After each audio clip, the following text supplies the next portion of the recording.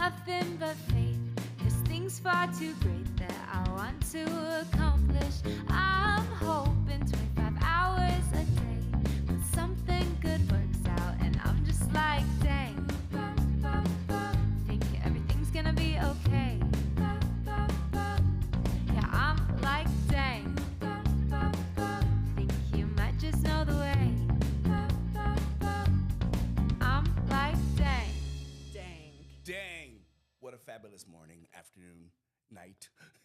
Whenever you're listening, right? That's right. Whenever you're listening Hope to you're having it. a fabulous one. Yeah, you should be listening in your car, or if you're in the bathroom, on your special time in the restroom. Just listen. Listen to the podcast and take it easy. Well, today we are going to talk about how you ended up in prison. What? I never went to prison. Who told you that? That's a lie. Okay, how I ended up? Well, you know. So people can read some of your story. Yes, they can read some of my story in my book, Killing Willis. But also, I think what I always like to say is how did I end up there is because when you start falling from grace and you fall lower and lower and lower, the place you'll end up is somewhere, I personally believe, where God's going to put you to listen. And that's exactly for me what happened. I wasn't listening on the streets. I wasn't listening anywhere else. So God had, every time I would pray, I would get arrested. That's what used to happen to me almost every single time. You know, and I felt like I was too deep in. I started praying, and all of a sudden I get arrested, and I end up in jail somewhere. And so, okay, take us back to how did you first try drugs? Because drugs is how you ended up in jail, right? Yes, but it's... So take us to the beginning. Well, the beginning, what I always tell people is experimentation leads to addiction, and addiction can lead to jail. And for me I was just doing it socially with people. That's something that everyone did. Everyone did it. But just that some people can do it and be like, okay, that's too strong. I'm not fooling with that. And when I tried it, let me tell you how it all came afoot. Well, basically what happened was I was drinking a little bit back then. It was like the 80s, early 80s. I was drinking a little bit. And I decided I wanted to change the carpet in my house. And they said, if we come and rip the carpet out, it'll be this amount of money. But if you rip it out yourself, it's cheaper. So I figured, hey, I'll rip it out myself. So I was ripping it all out, and I found a white baggie. And it was a big white baggie underneath the floor. It was under the carpet? Under the carpet. So, but needless to say, the house that I bought, which I didn't know at the time, belonged to a drug dealer. I didn't know that. Before you. Before that, a big drug dealer. So, okay, I have a question about that. Okay. Was it just like right under the carpet, or was like something cut out of the pad? Was there like a hole there? No, it was right underneath the carpet. But here's the thing. Was there like a lump in the carpet before? No, it was flat because cocaine flattens out. It flattens out over time. Oh, so it was just like pressing down. Was it under the pad too? Yeah. No, it was just under the carpet. I'll explain to you. When you have an addiction, your disease will put you in the right situations at the right time. It takes you as a person to be able to, not. So had you used drugs before this experience? I had never used cocaine or anything like that before this. I had drank, and smoked a little bit of pot like everyone else did, but that was about it. Like at parties or things like that. That was about it. And when I was ripping the carpet up, I found this baggie, and it was a pretty big baggie, and it was flattened out. And I put it on. I go, what is this? And were you by yourself? I'm going to get into that. I just was wondering. I'm going to get into that. I picked this baggie up, and I looked and go, what is this? And my friend came in, and he goes, oh, that's cocaine, man. Oh, man, if you do that, man, you stay up for days. I was like, stay up for days? I was like, have a good time. So I tried it, and I was like, wow, this is amazing. But that was before the addiction kicks in. See, what happens is people do it. It was socially. I could do it socially. The addiction hadn't stuck its hook in me yet. And the more and more I did it, the deeper and deeper I got. What a crappy little twist of fate that you're just pulling back the carpet. But that's how addiction works. It puts you in those situations. Well, you talk like addiction is like a monster. But it is a monster. They planned this. Let me tell you something. My addiction is doing. Okay, I'll tell you how my addiction is. I can look at people on the street and see people who are doing drugs, and you won't be able to see that. But I can because that's my addiction. I can see that. So addiction is like, my addiction right now is doing push-ups.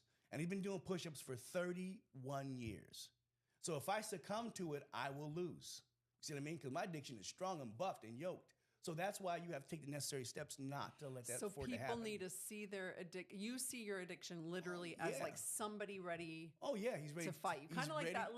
that little devil Yes, on your shoulder. Yes. He's ready to take me over. If he could take me over, if I allowed him to, and didn't do the proper steps, he would take me over. And that's why I don't let that happen. That's why and the programs and stuff are called maintenance. You do maintenance to keep yourself going, or you talk to people about it who are in the program to keep yourself moving forward. So my addiction led me right here, and all of a sudden, by the time I got done with that whole bag, and I realized that bag was like a key of cocaine. It was a key. So it was, my goodness, how long did you? Oh, it lasted a while, but everybody was doing it at the clubs. You go out and you pour it on the table. People were doing it. Nobody even, didn't really say anything about it. Okay, so hold on a second. Pause the story.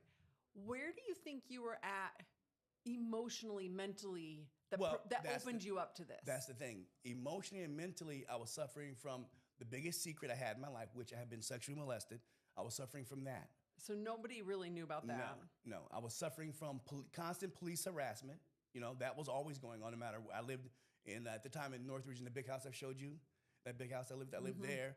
So constant harassment. I would go to work every day, get pulled over on the ground, spread out, literally every day. Literally every single day for like 2 years, every single day. And so they were just like camped out waiting for you to leave. Okay, one time I threw a big party there. And every single of my neighbors were at the party. They came in and said, okay, you got to stop the party. Your neighbor's called. And we go, well, which neighbor is that? Was it that neighbor? Every neighbor within 5 blocks were at my party. So I knew it was nobody there who called me. This was before the drugs? This was before the drugs. They just decided they wanted to try to stop the party. They just had targeted you. Yeah. They targeted me. And they wanted things to stop. That's how they felt. Were you the only black guy in the neighborhood? I was the only black person in that neighborhood. Me and my brother and a few other people. That was it. Was nobody else there. So there was this thing that was... Yeah, and that particular department we used to call the Gestapo division. Oh, no. Because that's how we felt. It was like they could be going one direction and we're going one direction. They would turn all the way around, get behind us, and pull us over. Just is what they did. So I'm dealing with all that. I'm dealing with my father, who emotionally abused, physically and emotionally abused me. I'm dealing with sexual molestation. So I was ripe for that addiction. It was right there, ready to, set its hooks in me.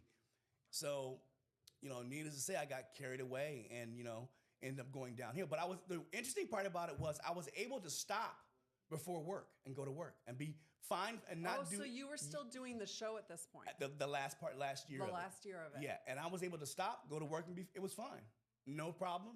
Didn't need it. So on the weekend, you were partying hard with the little gift you found under the carpet. Oh, yeah. And then Monday morning, you'd go back to the set of Diff'rent Strokes. And it was fine. So I was able to occupy my mind, keep my mind busy. Mm-hmm. So finally when the show was canceled and I just decided that I was going to travel. I was going to travel and go places, because I knew I had a lot of money. And then that's when the bomb dropped and I found out that I had been ripped off for $4 million. That my accountant stole my money. And we had to start court proceedings to get them put in jail. And we ran into a lawyer. We got a lawyer, and the lawyer said, don't put him in jail because you won't get your money, which is a lie. We found out now. We found out that lawyer was working with them too. They were all working together in cahoots.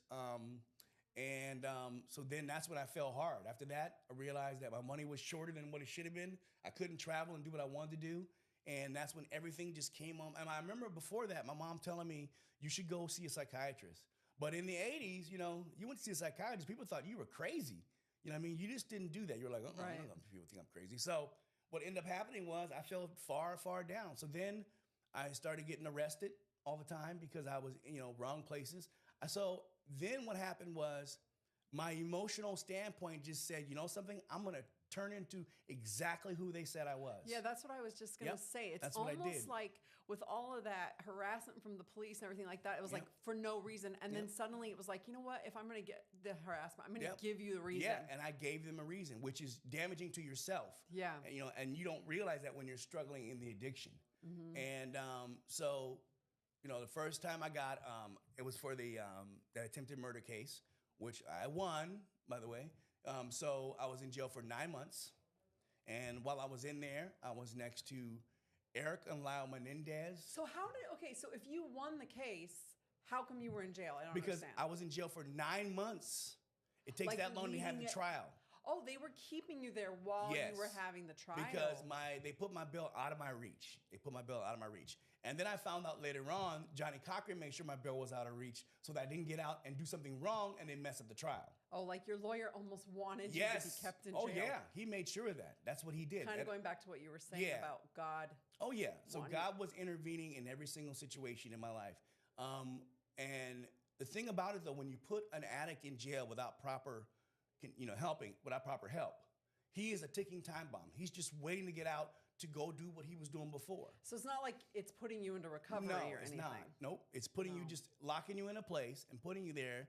You know, you can hear God's voice, but then those demons take over and you end up, so it was like when I won that case, I got out, bam, I was right back to doing what I did. And here's the thing, though. I had a second trial coming up.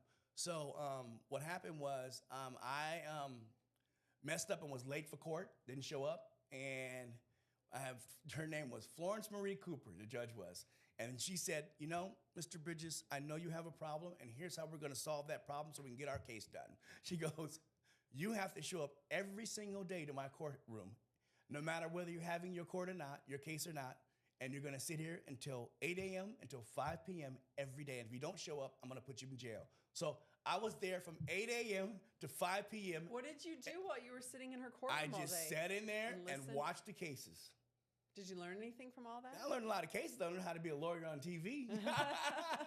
I learned how to be a lawyer. I was sitting there and I would be nodding. They'd go, wake me up, wake up. I'm like, ugh.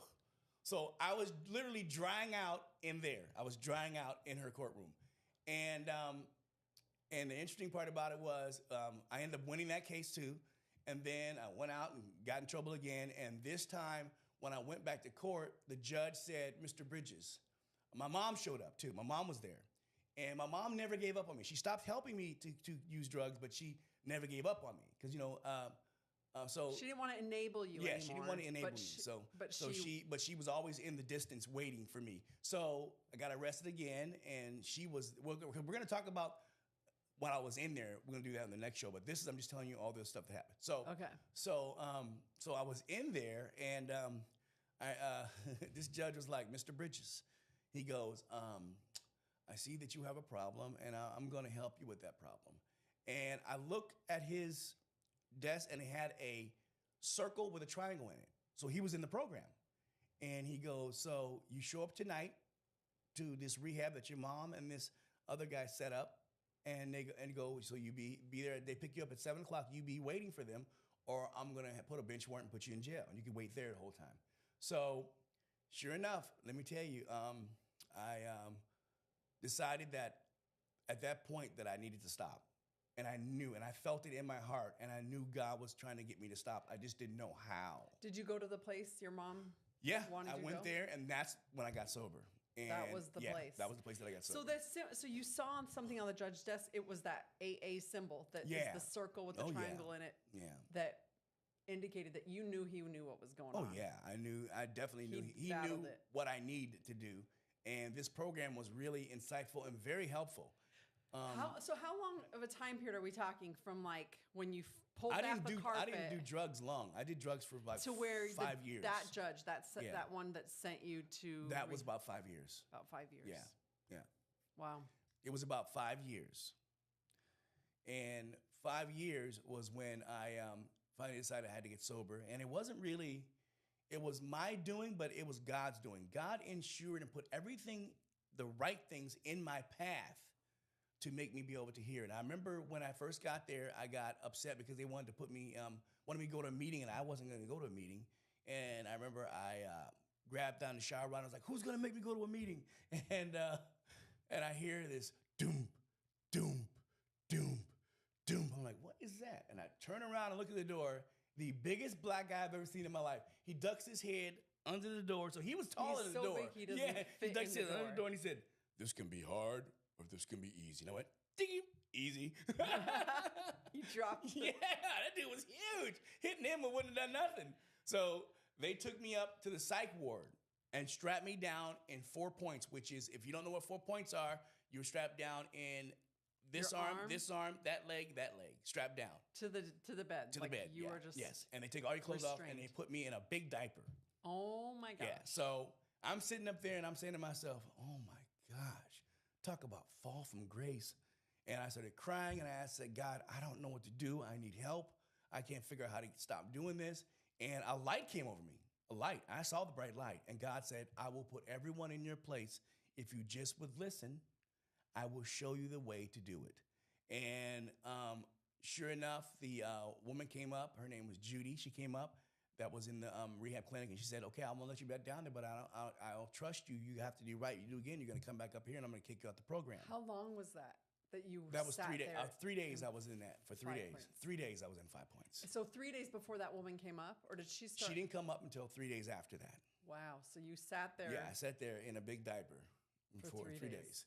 They would take my one arm out, let me eat, and then they would put it back on me. But I didn't go to the bathroom for 3 days. I was not going to the bathroom in that diaper. And so they finally decided to let me down. That sounds horrible. I just horrible. have to say it's a horrible. Well, it's a horrible for anybody. If you're not used to being in a diaper, well, you're a baby in a diaper. When you're a grown man in a diaper, it's terrible. Is that the worst thing in your life that you think back, like the worst thing you ever had to endure? I would say that was probably the worst thing I ever had to endure.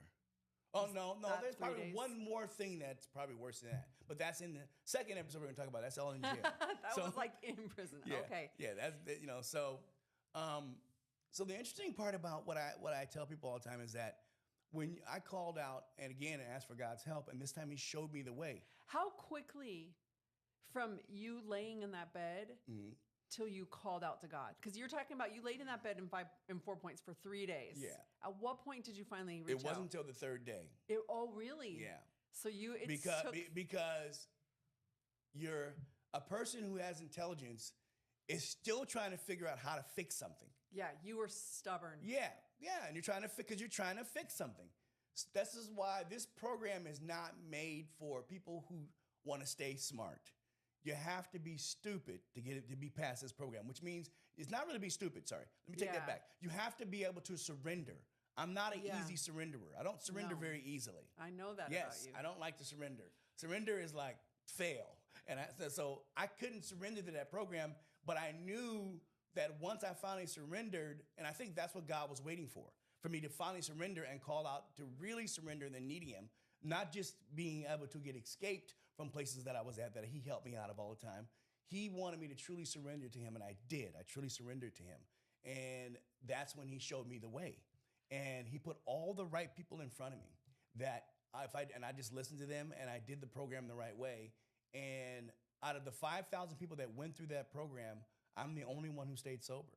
That is so interesting. You know what that really resonates with in my mind is lately I have been thinking a lot about agency, like the power, our power to choose. That's what agency is, right? Yeah. And in my spiritual studies and things like that, what I really believe God asks of us is humility and being able to, like you said, surrender, like another word for that, of choose to accept what He wants to give to us, what He wants to teach us, that humility.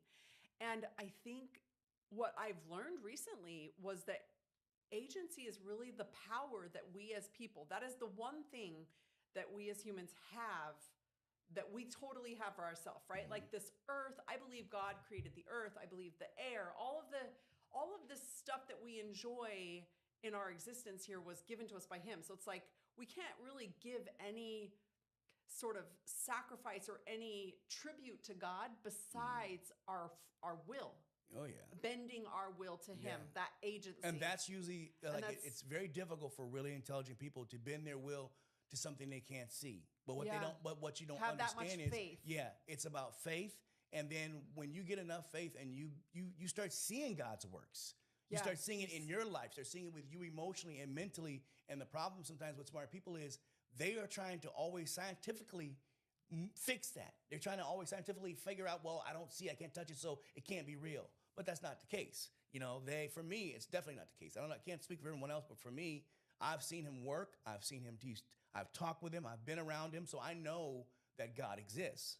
Yeah, and what a beautiful experience. I mean, it was terrible. No, the 3 days was terrible. But that's what a I beautiful needed. experience to be able to push back to and say, look, I know. Like, I now know that He exists because I lived through this. Oh, yeah. And He came to me. Oh, yeah. Like, that's awesome. awesome. And the interesting part about it is I think that we have to teach our kids how to surrender. We have to teach our Yeah. kids how to, with their agency, but how to surrender first before they can use their agency. I think that when kids are young, their agency is all over the place. So they really don't know what age. Like, they'll eat themselves sick.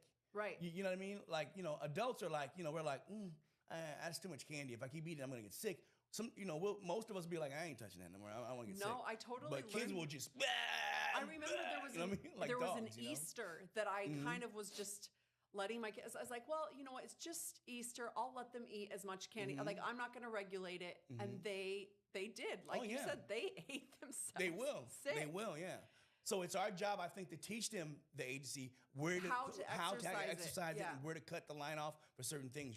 It's like, if you see a snake pit, you don't jump in it. But a little kid may think, oh, this looks fun. Hey, you know what I mean? Then and they're dead. Right. So, but They you don't say, know. no, that's dangerous or that's hot. Don't touch that. We have to teach them that, I think. And I think God gives us the ability, before they even know God gives us the ability to teach our children. Right. Before we can teach them about God, we have to teach them first their agency, and that because basically the kids that are babies, like the mother is God. Basically, you know what I mean? They don't know who God is, a baby is. But You're the right. mother is You have everything. to teach them that. Yeah, you have to teach them that. So God, he definitely put me in a situation to where, I had to listen, and I did. And the interesting part about it was seeing everybody else. This is why I fight so hard for my feelings and my emotions. When people don't want to see how I feel, I fight so hard because it took me so many years to know what my feelings are and to be able to pinpoint them and understand them. When someone doesn't, won't listen to how I feel about something, I get upset because I'm like, I've worked so hard for this and you just want to just throw it away. You don't want to hear me what I have to say and how I feel about it. I'm not saying it doesn't excuse that what I've done, but it helps me move forward when people can understand, my feelings involved in that. And it's very difficult for me when people don't care about my feelings that I love. And then I'm not saying no one does. I'm just saying that makes me, want to fight, makes me get into a fighting stance. Because I've been in jail and all those places, I'm very much so about respect. I'm very much so about that because I've been, in places that I don't think a lot of people could handle, and everything is determined on how we are. Men, we've learned to speak to each other in a way that's not going to cause an altercation. You know what I mean? We'll back down and be like, I don't feel like I'm going to have to fight this guy if I talk this way. I think with God, for me, I never fought God, but I avoided having to hear him. You know what I mean? And, you do what you have to do so we don't have to listen. And God will always take me. I'm telling you, he will take me and put me in a place where I have to listen. So I fought so hard to where, God would put me in a place where I had to listen. And in that treatment program, they taught me what I was feeling and how I was feeling. That was something I never knew. If I would have did what my mom told me to do, if I would have went to a psychiatrist, I would have learned more about my feelings. But I avoided that, and that took a toll and pushed me further out from learning about who I really was. Because when you've been sexually molested, you lose all about who you are. And you lose, I would say that you lose that safety protocol that teaches you how to grow up, how to be who you are. You lose that. It gets just stripped away messes with you. Yeah, it gets stripped away from you. And then with the police harassment on top of it, it just pushed me further and further. I used to love people and trust people. I don't trust people anymore. And that's another sad thing that happened to me because of that. It's very hard for me to trust. My trust issues, are difficult because, I always think someone's going to let me down because most of the time they did let me down, So I think for me, when I was in that state and I finally got what I got from the program, what I learned in the program was to be okay with who I was, to be okay where I'm at. Like, I don't need a lot of money to enjoy myself. Not anymore. I can do whatever, a little bit of money, get a TV show or eat something or watch a show, or play some video games, and it makes me happy. Go out somewhere, And I think for a lot of people that are trying this program in the beginning, they're running from themselves, and you can't run from yourself. You have to be okay with your past. And for me, the thing what happens is people don't let me forget my past because they're always bringing it up or throwing it at me. But I'm okay with it. It doesn't bother me because, how many people have gone through what I've gone through and have made it this far? It's not a lot. Yeah. So after the epiphany, you had that beautiful moment. Okay, what happened then? You said that a doctor came, or Well, no, Judy, took me down to talk to the psychiatrist, and he realized that I had an impulse control problem, and he put me the cocaine had messed up the sulfuric acid in my brain. So what happens is what sulfuric acid does is when you get upset, it comes over your brain and it calms you and allows you to think about something before you do it. That's what it does. So I started taking Depakote, and that increased it, and then eventually I didn't have to take it anymore. It was already back. It was back again. So I went through the program, and I remember, going through all the meetings in the beginning. And instead of going home, my sponsor is a big name music person. I can't name you who he is, but he's a big name music person from my past. And he became my sponsor because I needed somebody who I can connect with on the same level, who understands, the business and all that. And I can just say his first name is Paul. And Paul, he just helped me with a lot of stuff. He told me that when I get out, he goes, do not go home. He goes, you should go to sober living and stay there for a while. And I was all against it. I was like, why? And he says, are you going to listen? Are you going to do what you want to do? Or are you going to do what you should do? And I finally said, okay. And I went to the program. And, the good part about this place that I was at, it was called Brotman. It was Brotman Hospital, but it was a recovery place, and it was a sober living place. And we got 3 meals a day by the hospital, and the food was good too at the hospital. It wasn't bad food, it was good food. You got breakfast, lunch, and dinner. You had to go to meetings, 2 or 3 meetings a day. You had a lot of house meetings, home meetings, you got chores and all that stuff. And it's interesting part, I was in there when, in 1994, when they had the big earthquake in LA. Oh, I was there. You were at the sober living? Yeah, and everybody in my family were at my mom's house after the earthquake. And they came from all their houses to be together at their house. And I remember, getting up because it was shaking. It was throwing people out of bed. It was really strong. And I remember this guy was trying to light a cigarette, and we all knocked it out of his hands and said, give me that. Are you crazy? Because it could be gas in the house. You just blow us all up. Yeah. So, that's the thing you don't do, So, this program really helped me, and here's another interesting part. I was so combative that they were like, how do we help him? We can't put him in a house with regular guys because he's going to be too combative. So you know what they did? They put me in a house with all the gay men. And let me tell you they wouldn't be combative with me. If I was combative, they go, oh, Todd, come here, give us a hug. And I'm like, no, I'm fighting the hug. No. And eventually I calmed way down. They brought me to calmness because they would not be combative with me. They would just be, Todd, let's talk. They all start talking to me, and I'm like, solving my problems with them. And I realized that was the best thing that director did, was put me in that position, in that house. And it really helped me find myself because these guys were gentle. They were gentle with me. They didn't want to be combative with me. They were gentle. If they would have just put me in a house, I'd have been fighting all the time because I didn't have that quite under control yet.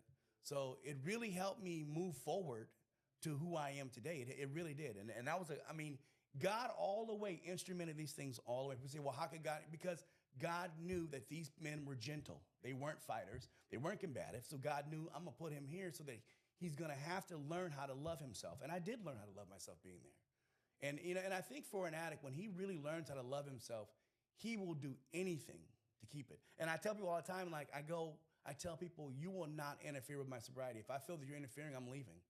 I'm getting out of there because I enjoy, being sober. I enjoy not, throwing my money where I'm giving my life away. I don't enjoy that. Yeah. So. And after you left sober living, as a patient. Mm-hmm.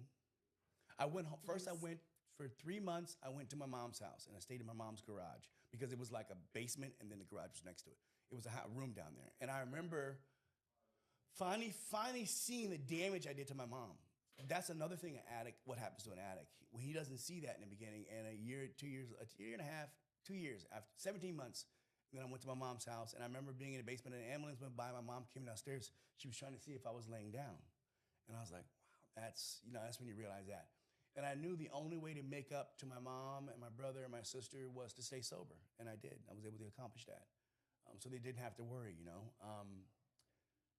The other part is that once I went there, then after that, I decided that I wanted to move. I needed to move out, and get my own place. and I decided that I wanted to start my own sober living house. So I went to Venice, got a house in Venice, and got 2 houses in Venice, and decided to start my own sober living, and I did.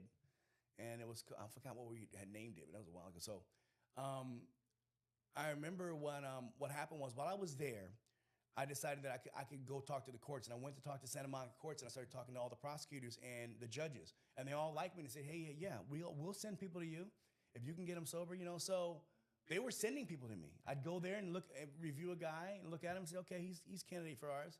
And the interesting part about it, I was dead serious. I didn't want to play around with courts. If you didn't do what you were supposed to do, I would go in and give the paperwork in, and they'd arrest you.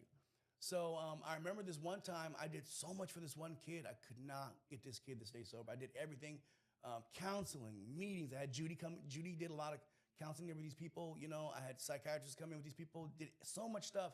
And this kid could not stay sober. So I had to wake up that morning. I remember woke up early. The courthouse opened at 8, but I got up at 6.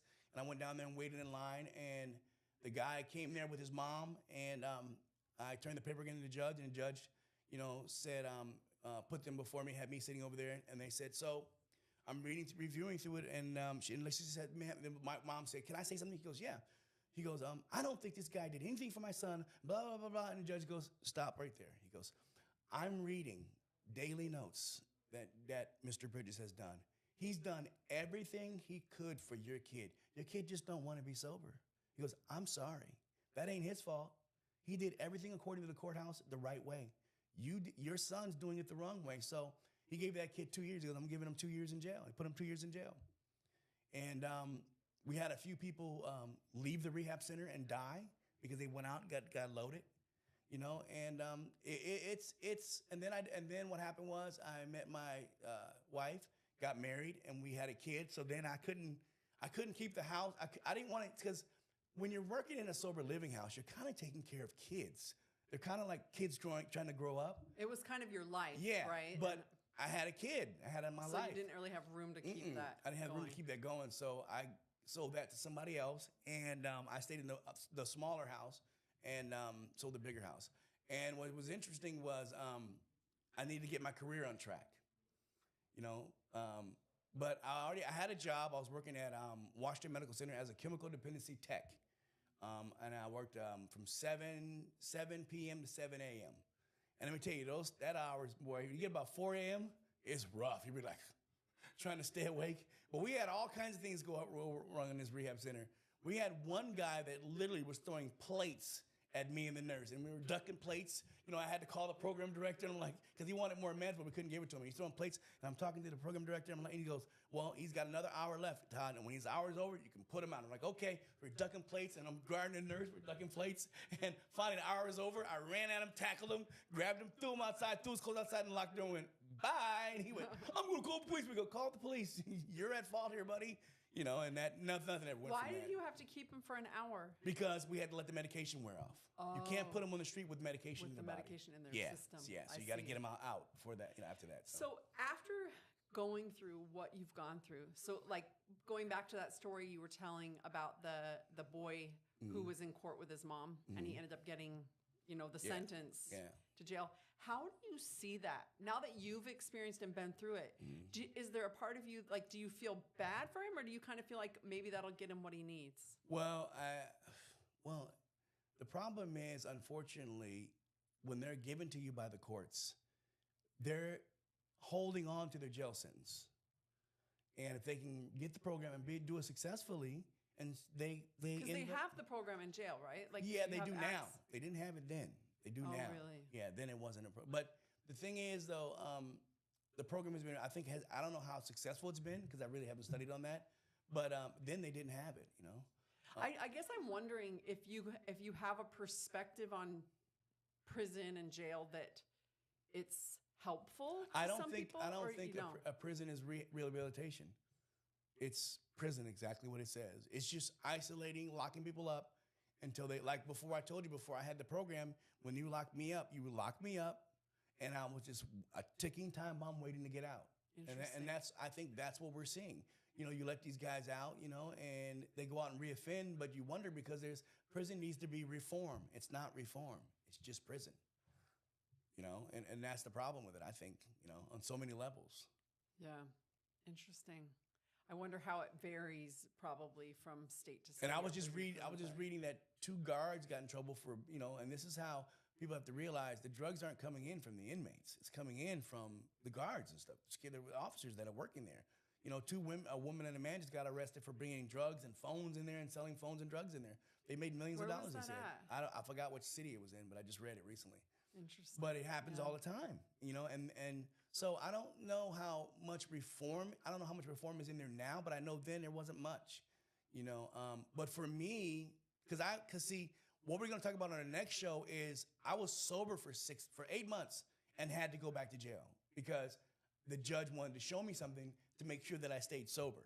Yeah. So we'll talk about that on the next show, and that was the next insanely time crazy. We're going to go into what it was like being in Yeah, I'll tell jail. you my first day in there and those kind of things. Yeah, so if you have questions that you want Todd to answer about what it was like for him in jail, or maybe even what it's like in jail, he'll do his best to answer those. Yep. So write in at dangpodcast.com. Yep, it was. I think the future of sobriety, the great part about it now is people are welcoming you and celebrating when you get sober. You know what I mean? It's not like when I got sober, it was no celebration. People were like, you were the scourge of the earth. But today they're like, oh, you're getting help? Oh my gosh. People are happy. I just think what you're pointing out is that we have made some strides, yes, right? we have made some. Point number one being the whole idea of getting therapy, right? Yes, because you were saying that could have probably put you on a totally different path if you hadn't felt so much pressure from society not to. So I think that your story has shown us where we have made some improvements. Like going back to the beginning, you said that if you hadn't felt so much society pressure of like not going to therapy, that you could have maybe been on a totally different path right there from the beginning. Oh yeah, definitely. I definitely think so. And then also that you were saying that you didn't actually have access to the program while you were in prison, but hopefully I think they have some more of those programs and things now. So yeah, I think they do. I think we're making progress, but there is still just. But the question is, was that God's way, or did I need to go further into it before God knew the time to pull me out and help me? Yeah, that's so. I truly believe that everything that God plans is planned on His time and the way He wants it. Yeah, and it needs to be in a position to where it's coming from Him. You know what I mean? I knew it was coming from. It's not coming from anyone else but Him. Yeah, and that's what I wonder about that poor kid. I feel for his mom and him that he ended up having to go to jail. But you're right. Like sometimes God can't get through to somebody any other way, right? Like, do you think you would have been prepared and ready for that, 4 points experience if you hadn't spent some time in jail? No. But I also think that if this wasn't allowed to happen to me, if my life wasn't allowed to go this direction, I truly believe that I would be not able to help people through so much the way I've done. I truly believe your path is laid. The course is laid for you. Unfortunately, some people don't make it through it, and some people do. And I believe that God knew my heart and knew how strong I was and knew that, okay, Todd will survive this by going through this, and then I can use him for more work. For instance, because you have to have the capacity to help people. You have to understand, kind of like that judge who you could see the chip on his desk for the AA, and you knew he understands. Sometimes people have to, you need the people that have gone before you to be able to. And also, wait till I tell you when I talk about the psychiatrist, how I knew the psychiatrist. I mean, he knew me. I knew him. I met him once before, but I'll explain that all to you. That's how I know God was a part of this, because there's no other way it could have happened, because too much was set in position that I went from step to step to step, and each way God was like pulling me that way. Here you go.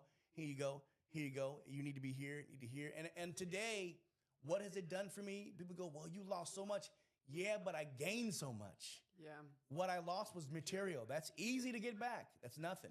If I would have just not made any mistakes, kept working, and I had all this money, I'm this giant star, I would be probably so full of myself, you know what I mean? Such a jerk that I wouldn't be helping anyone. What would I be doing? I'd be all about myself. And I'm not going to mention names, but I see a lot of stars who are like that. Not all of them, because some of them are very nice people. You see some that are so on their high horse that they think they can't be kicked down, and they just are who they are, stuck up, not helping anybody, For me, I know that God truly wanted me to be in that position so that when I came down lower to get back up, I can help so many people with so many situations in their lives to move forward and not be stuck. You know what I mean? Yeah. All right. I think this has been good. Okay. So if you have questions for Todd, get them in by the end of the week so that we can include them in our episode. Yep. And next show, we're going to talk about what it was like to be in jail and also Chino Correctional Facility Prison with Richard Ramirez and Eric and Lyle Menendez. Wow. It's going to be good. Yep. It's going to be really good. All right. Bye-bye. This podcast is produced by my wife, Betty Jo Bridges, in collaboration with Pop Populi, and edited by our daughter, Adelie Ann. She is also the musician responsible for our theme music, so go check out Adelie Ann wherever you stream your music. Have a question or topic you want us to cover? Send us your suggestions at dangpodcast.com. If you would do me a quick favor, please subscribe or rate our podcast to make it easier for others to find. Have a great week. I'm running on nothing but faith. There's things far too great that I want to accomplish.